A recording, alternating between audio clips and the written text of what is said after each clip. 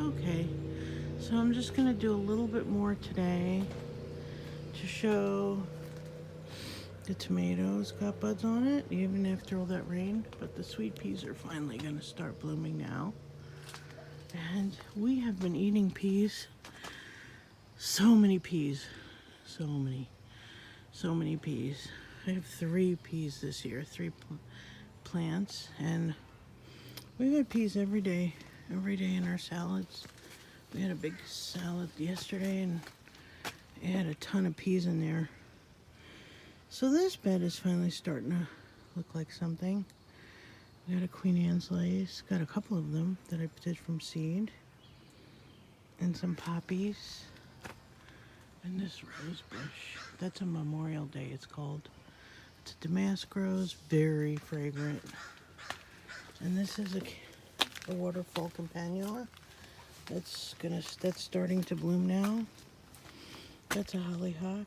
I've pretty much cut all the peonies now, unless there's one down there that I might get. I've cut a lot of those roses for bouquets. They're so fragrant, so lovely. That's a dahlia. Back there is an aster. It's really one of my favorites. And look, we have cauliflower making its way into the world. And cabbage is doing well.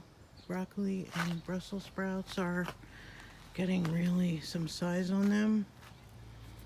And the morning glory are starting to head up the fence back there. You know, this is the sad news. My delphinium, I guess I didn't stake it the way I should have. And I certainly didn't expect this many weeks of rain. Honestly, week after week after week. So there's my sadness. There's my sadness. As my poor delphiniums fell last night. They had made it like a champ for weeks on end. So if it dries out today, I'll have to cut those for bouquets. Because what's the point here?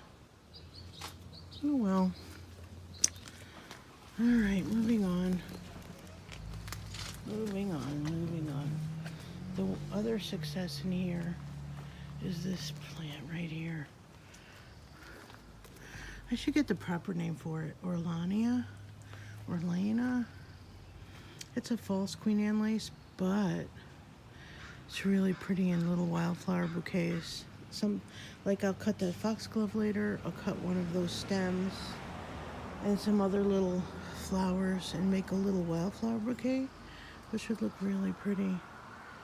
Look at that gorgeous rose bush. That gets so many roses on it. The jasmine's about to bloom. See on the top of the fence? The honeysuckle's blooming. The Joseph's coat rose. The zephyrin is blooming. That was a bird. There's so many nests. We have nests in there. And that gorgeous geranium, like I said, is going to spread throughout this whole bed, and it's doing its spread. And there is the thalictrum with its tiny, cutest little flowers. It's so tall. I have a few that I can actually see the flowers up close, but this one got really tall, so that's the way it is. This is a sunflower, and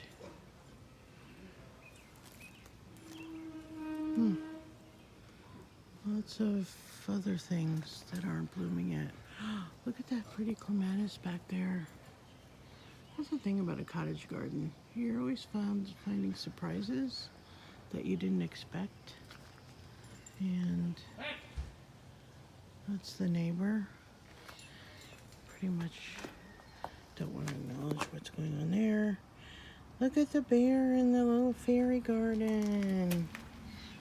Any second, the alyssum that I planted from seed will actually have flowers on them. Isn't that pretty?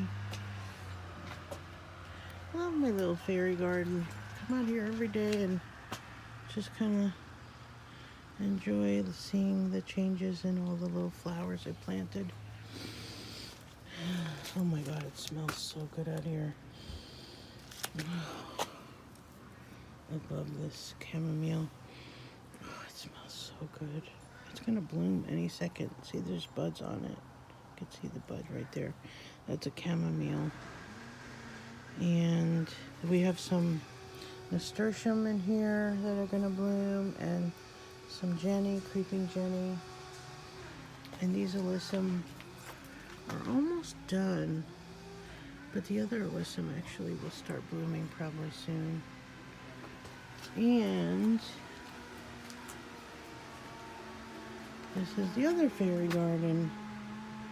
And their trees I put in, they're bonsai trees. They're little, they stay really small for fairy gardens. They've taken really well to this pot. Oh, look at what it rained so hard that this little succulent bed was swept away.